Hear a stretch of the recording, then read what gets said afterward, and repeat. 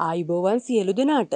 අද අපි අස්වැසුම නිවුස් තුලින් කියන්නේ අවුරුදු 40ට වැඩි සෑම පුරවැසියෙක්ටම සතුටු හිතෙන පුවතක්.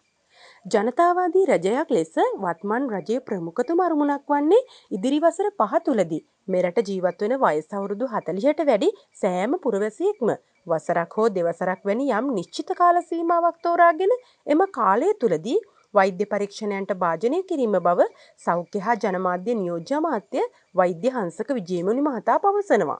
ඒ තුළින් හඳුනා ගන්නා රෝග තත්ත්වයන්ට අවශ්‍ය ප්‍රතිකාර සේවාවන් ලබා දීමත් මීට අදාළ දීර්ඝ කාලීන වැඩසටහනක් වත්මන් රජයේ ජාතික ප්‍රතිපත්තිය තුළ ගැබ්ව ඇති අතර මේ වන විට සෞඛ්‍ය අමාත්‍යාංශය මගින් එය ක්‍රියාවට නැංවීමට පියවරගෙන ඇති බවත් නියෝජ්‍ය අමාත්‍යවරයා පවසනවා.